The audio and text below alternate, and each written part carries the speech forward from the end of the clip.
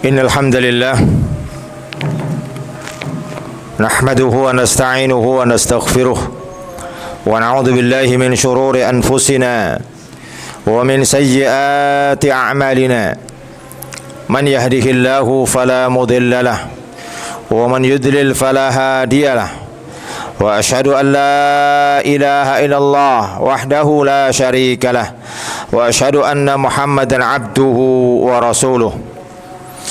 Ya ayyuhan nasu ittaqu rabbakum alladhi khalaqakum min nafsin wahidah wa khalaqa minha zawjaha wa batha minhuma rijalan katsiran wa nisaa'a wattaqullaha alladhi tasaaluna bihi wal arham innallaha kana 'alaikum raqiba.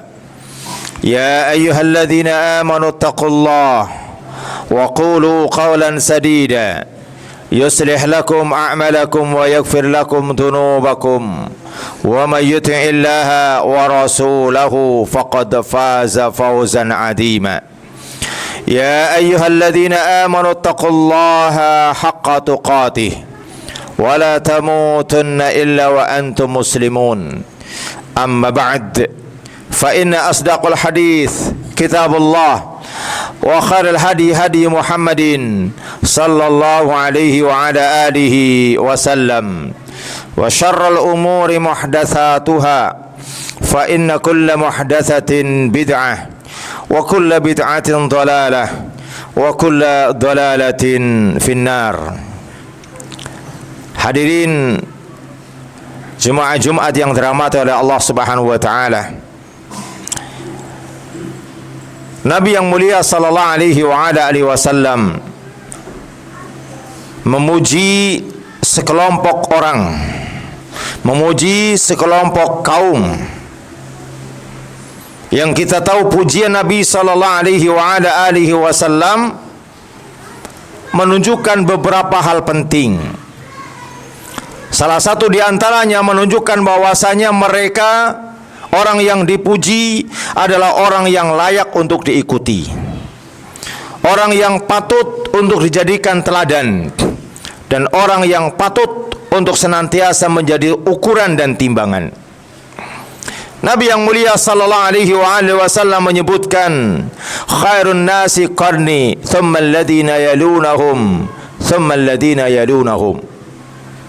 Sebaik-baik manusia, dalam lafal yang sebaik-baik kurun adalah zamanku, kurunku, kemudian setelahnya, dan kemudian setelahnya. Yang disebutkan pertama oleh Nabi yang mulia sallallahu alaihi wasallam adalah sebaik-baik manusia, sebaik-baik kurun adalah kurunku. Siapa mereka? Para sahabat. Para sahabat ridwanullah alaihim jami'an adalah orang-orang yang memiliki sifat-sifat yang agung, sifat-sifat yang mulia. Di antara sifat mulia yang dimiliki oleh secara umum mereka adalah semangat untuk menerima nasihat dan semangat untuk mengamalkan nasihat. Ini hampir semua sahabat.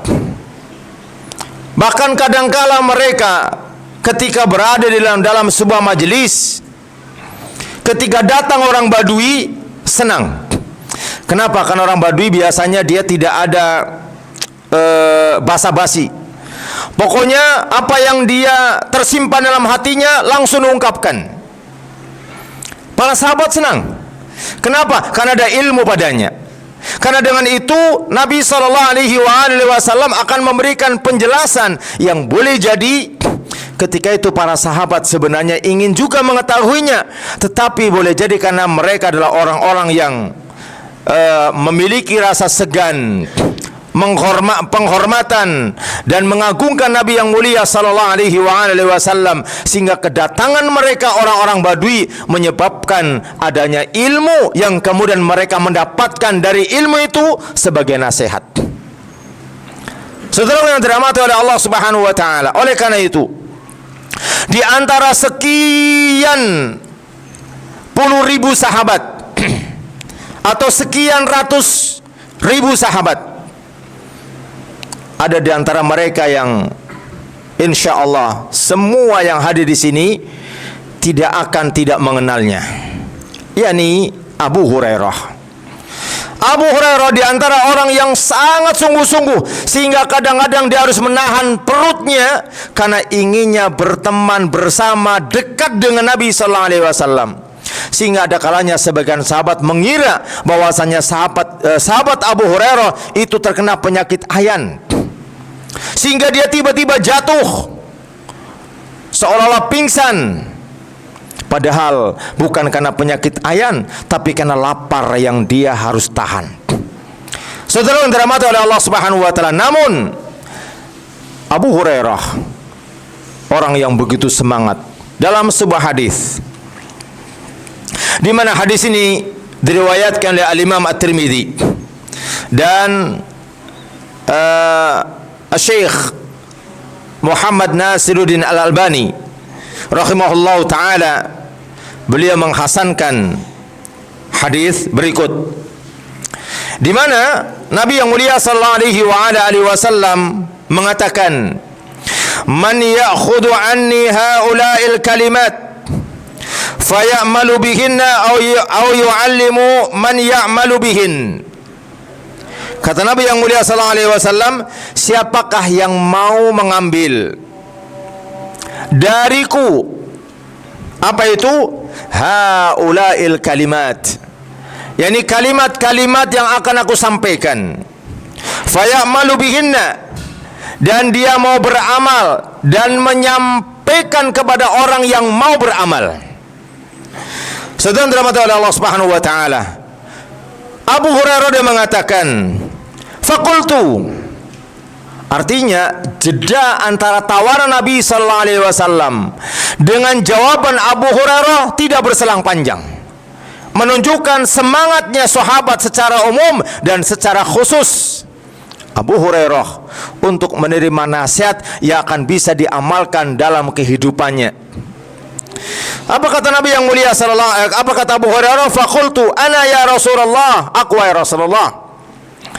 Maka kemudian kita tahu Nabi sallallahu alaihi wasallam adalah orang yang paling baik interaksinya dengan manusia.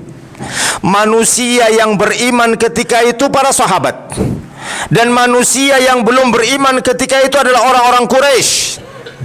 Nabi tetap berinteraksi baik dengan mereka, terutama kepada para sahabat. Maka Nabi bukan hanya sekedar menyebutkan 1, 2, 3 dan seterusnya, tapi Nabi yang mulia sallallahu alaihi wasallam fa akhadha bi yadi fa adda khamsan wa qala, kata beliau, yakni memegang tangan Abu Hurairah, kemudian Nabi yang mulia sallallahu alaihi wasallam yakni menyampaikan poin-poin nasihatnya. Di sini ada pelajaran yang berharga. Kalau kita orang tua yang mungkin ada kalanya ketika melihat anak kita salah, mungkin kita marah. Yakin pada hari itu, pada saat itu anak kita mungkin tertutup, kalau tidak tertutup telinganya, tertutup hatinya. Kenapa? Karena bukan sedang dinasihati, tapi sedang dimarahi. Dan ketika anak sedang dimarahi, maka ketika itu dia akan menunggu kapan bapak saya selesai ngomong, kapan ibu saya selesai ngomong. Tapi Abu Hurairah ketika dipegang tangannya, kemudian Nabi sallallahu alaihi wasallam menyebutkan poin demi poin, bahkan boleh jadi kalau disebutkan 10, dia akan menanti mana yang ke-11. Ini adalah di antara metode tarbiyah Nabi sallallahu alaihi wasallam. Maka siapa yang ingin menjadikan orang yang sukses dalam mendidik, mentarbiyah, mengajari, maka tidak ada orang yang lebih baik daripada Rasul sallallahu alaihi wasallam. Pegang tangannya. Demikian pula ketika kita dengan anak kita, pegang tangannya. Nak, sebentar nak. Ayah ingin memberikan sesuatu, ayah ingin memberikan berita, ayah ingin menyampaikan sesuatu. Saya yakin ketika itu anak kita, walaupun mungkin awalnya dia beranggapan, berasumsi bahwasanya ayah saya kayaknya memberikan uang, ayah saya akan berikan hadiah. Tidak mengapa. Kalau perlu setelah nasihat itu berikan hadiah, berikan uang, supaya ada keterpautan ruhani. Abu Hurairah, maka kemudian begitu dipegang tangannya, begitu perhatian apa yang akan disampaikan. Apa kata Nabi yang mulia sallallahu alaihi wasallam? Ittaqil maharima takun a'badan nas. Wahai Abu Hurairah, jadilah engkau orang yang senantiasa menjaga hal-hal yang diharamkan oleh Allah Subhanahu wa taala. Niscaya ketika engkau bisa menjaga hal-hal yang diharamkan oleh Allah Subhanahu wa taala, takun a'badan nas, kamu akan menjadi orang yang paling ahli ibadah. Engkau menjadi orang yang sangat konsen dalam beribadah. Hari ini kita bisa koreksi.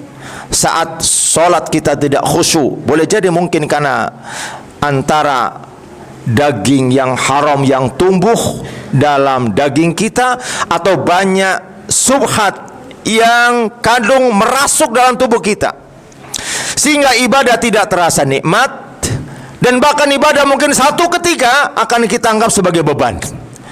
Azan yang mestinya menjadi hal yang dinanti oleh seorang muslim, seolah-olah dia, kenapa baru selesai zuhur ini sudah azan asar? Kenapa? Karena dia ada hal-hal yang menjadikan penghalang seorang menjadi abadan nas, orang yang paling suka beribadah kepada Allah Subhanahu wa taala. Sebabnya karena tidak menjaga terhadap makanan yang dia makan, yang akan menjadikan tumbuhnya daging, yang dengan daging itu dia akan mengabdi kepada Allah Subhanahu wa taala. Bagaimana daging yang tumbuh dari hal-hal yang subhat, hal-hal yang haram, dia akan bisa tunduk kepada Allah Subhanahu wa taala dengan sebenar-benarnya tunduk. Yang pertama. Yang kedua, kata Nabi yang mulia sallallahu alaihi wasallam, warda bima qasamallahu lak takun aghnan nas. Ridholah dengan apa yang Allah bagi kepadamu. Ridholah dengan apa yang Allah bagi kepadamu. Ini bukan menunjukkan bahwasanya kita tidak boleh berikhtiar, tidak boleh berusaha. Karena apa? Karena usaha adalah bagian dari mencari ridho Allah Subhanahu wa taala. Ikhtiar adalah diperintahkan. Bahkan ikhtiar adalah ibadah. Maka ketika seorang dia ikhtiar, dia dalam rangka mencari ketetapan takdir Allah Subhanahu wa taala. Setelah dia memperoleh, kemudian dia terima. Apa kata Rasulullah sallallahu alaihi wasallam? Takun aghnan nas. Engkau akan menjadi orang yang paling kaya. Ternyata di sini menunjukkan orang yang kaya bukan orang yang banyak mobilnya. Bahkan menjadi orang yang paling banyak mobilnya, orang yang paling susah. Kenapa? Baru 3 hari yang lalu mobil A baru membayar hutang kreditnya sekian bulan, ternyata datang lagi mobil B. Beli rumah banyak, yang ini rusak, yang ini segala macam. Artinya apa? Tidak mengapa seorang memiliki sesuatu yang memang menjadi haknya, tetapi ketika dia memperolehnya dengan cara yang tercampur dengan hal-hal yang lain, boleh jadi akan menjadikan susah, sehingga bukan menambah dirinya senang yang orang lain melihat enak dia.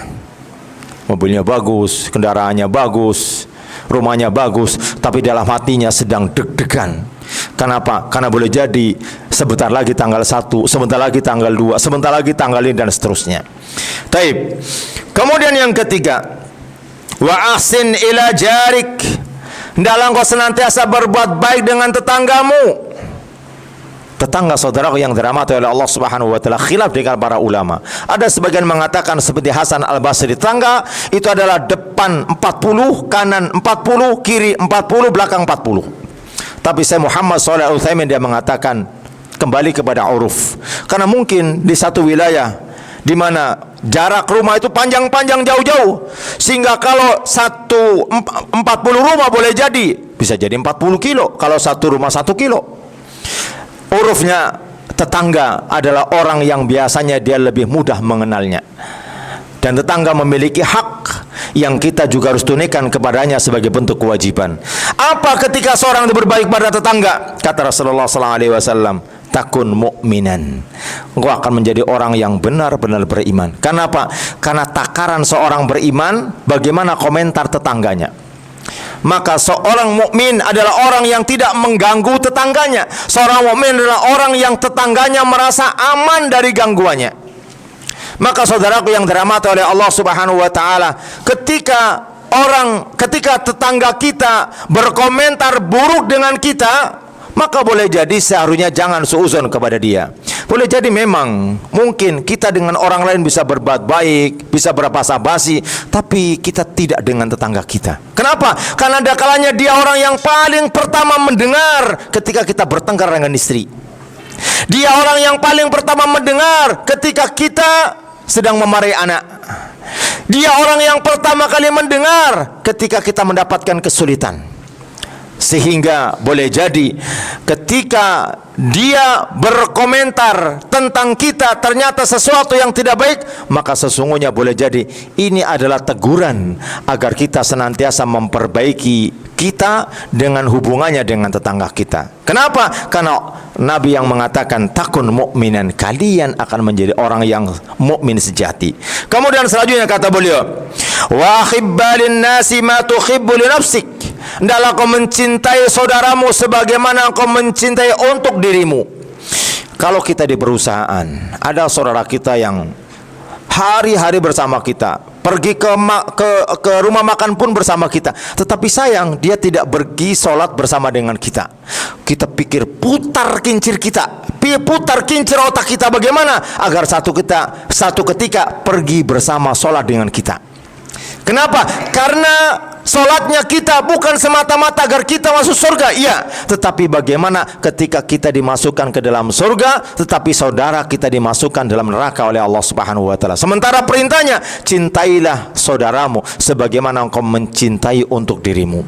Apa kata Rasulullah SAW? Takun musliman, maka kau menjadi orang yang benar-benar pasrah kepada Allah Subhanahu wa taala.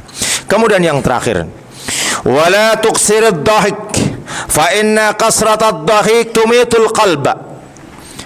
Kata Nabi yang mulia sallallahu alaihi wasallam, jangan kau memperbanyak tertawa, jangan kau memperbanyak guyon.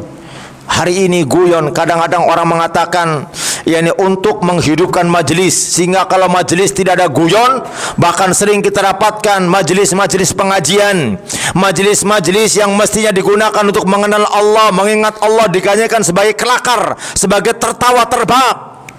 Sementara Nabi yang mulia sallallahu alaihi wasallam mengatakan, fa inna kasratad dhaik tumitul qalba, karena sesungguhnya memperbanyak tertawa akan mematikan hati.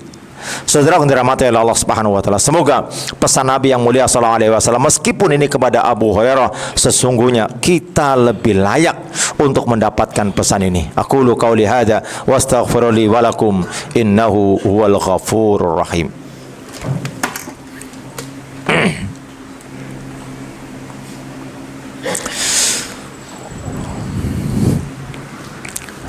Alhamdulillah alladzi arsala rasulahu bil huda wa dinil haqq liyuzhirahu ala dini kulli walau karihal musyrikun. Asyhadu an la ilaha illallah wahdahu la syarika lah wa asyhadu anna Muhammadan abduhu wa rasuluh, amma ba'd. Hadirin sidang Jumat yang dirahmati oleh Allah Subhanahu wa taala, meskipun tidak banyak, dan boleh jadi kalau sekiranya Abu Hurairah dia mau meminta, mungkin Nabi yang mulia sallallahu alaihi wasallam yang lebih tahu tentang pentingnya apa yang disampaikan. Oleh karena itu, sesungguhnya nasihat akan bermanfaat pertama ketika kita membuka hati kita. Karena sesungguhnya nasihat tidak akan bermanfaat ketika kita telah menutup hati kita dari nasihat.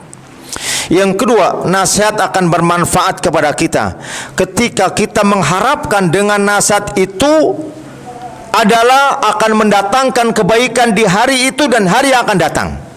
Dan yang terakhir, apalagi nasihat Nabi yang mulia sallallahu alaihi wasallam yang tidak ada satupun dari poin yang disampaikan kecuali penuh dengan kebaikan. Oleh karena itu, kaidah agama menyebutkan seluruh perintah dalam agama maka ada dalam dua kondisi, yakni pertama mutlak kebaikannya ataupun dominan kebaikannya. Artinya seluruhnya baik, ataupun kalau tidak maka kebaikannya itu lebih banyak daripada keburukannya.